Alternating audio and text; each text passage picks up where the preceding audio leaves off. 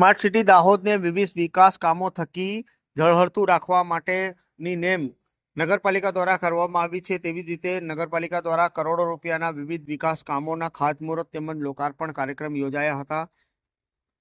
Smart સિટીના વિવિધ વિકાસ કામો બાદ હવે નગરપાલિકા હસ્તક આવતા વિવિધ રસ્તાઓના વિકાસ કામો અર્થે આજે 12 કરોડના નવા સીસી રોડ તેમજ અગાઉના 12.5 કરોડના સીસી રોડ આમ કરી કુલ 25 કરોડના નવા સીસી વર્ગના રસ્તાઓનું નવીકરણીકરણ માટે ખાતમુહૂર્ત કરવામાં આવ્યું હતું। દાહોદની જૂની નગરપાલિકા ખાતે યોજાયેલા રંગારંગ કાર્યક્રમમાં પાલિકાના ચીફ ઓફિસર દીપસિંહ હટીલા તેમજ નગરપાલિકાના વર્તમાન પ્રમુખ નીરજ ગોપી દેસાઈએ, દાહોદના સાંસદ જસવંતસિંહ ભાભોર, યુવા ધારાસભ્ય કનૈયાલાલ કિશોરી, ભાજપ પ્રમુખ સ્નેહલ દરિયા તેમજ ભાજપના હોદ્દેદારોને પ્રથમ આવકાર્યા હતા। ત્યારબાદ દીપ પ્રજ્વલિત કરી આ કાર્યક્રમની શરૂઆત કરવામાં આવી હતી। કાર્યક્રમમાં હાજર સાંસદ સહિત તમામ મહાનુભાવોને સન્માનિત કરવામાં આવ્યા હતા।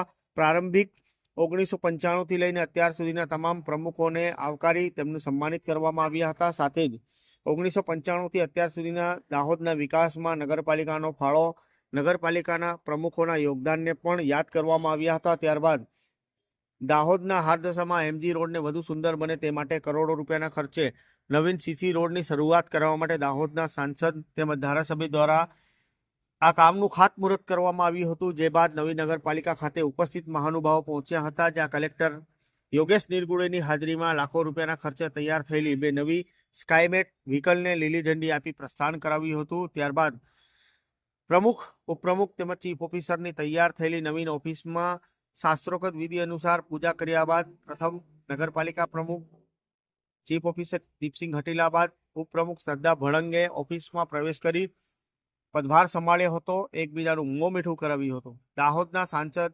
જસવંતસિંહ ભાભોર, ધારાસભ્ય કનૈયાલાલ કિશોરી, જિલ્લા ભાજપ પ્રમુખ સ્નેહલ દરિયા, જિલ્લા પંચાયત સદસ્ય સુધીરભાઈ લાલપુરવાળા, ભાજપના હોદ્દેદાર વિનોદ રાજગોર, ગુલશન બચ્ચાણી, લખન રાજગોર વગેરે ઉપસ્થિત રહ્યા હતા।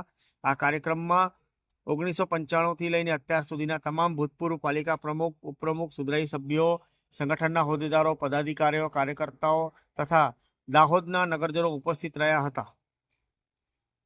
આજે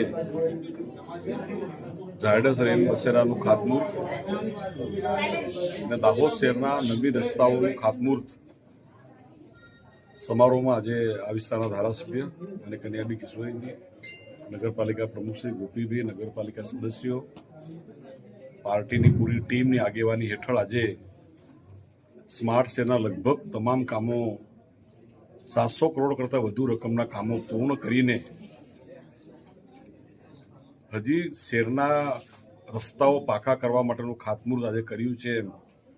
છેલ્લા 11 વર્ષની અંદર દાહોદના ઇતિહાસમાં પહેલીવાર માનનીય મોદી સાહેબે ભારતમાં એકમાત્ર નગરપાલિકા દાહોદની પસંદ કરીને દાહોદના રોડ, રસ્તા, પાણી, વીજળી, આરોગ્ય, શિક્ષણ, રેલવે, પરેલ એમ દાહોદના વિકાસ માટે આઝાદીના આટલા વર્ષો પછી પહેલીવાર માનનીય મોદી સાહેબે ખૂબ મોટી રકમ આપીને દાહોદનો ઇતિહાસ, એનો વિકાસ, એની આદિવાસી સમાજ અને એ સમાજની અંદર દાહોદ જિલ્લા મથક હોવાના કારણે દાહોદનું છાપ તળાવની હોય, ટ્રક ટર્મિનલ હોય, ટ્રાયબલ મિશન હોય, એમ અનેકવિધ કામો, કેન્દ્રીય વિદ્યાલય હોય, રેલવે, ઓવરબ્રિજ, અંડરબ્રિજ એમ લગભગ 11 વર્ષની અંદર અમારા ધારાસભ્યશ્રી, નગરપાલિકાની પૂરી ટીમ એમને સૌ સાથે એને 900 કરોડ કરતાં વધુના કામો પ્રજાહિત માટે, જન કલ્યાણ માટે, શહેરની સુવિધા માટે, દાહોદ સ્વચ્છ રહે, સુંદર રહે એના માટે નગરપાલિકાની ટીમ બી કામગીરી કરી રહી છે।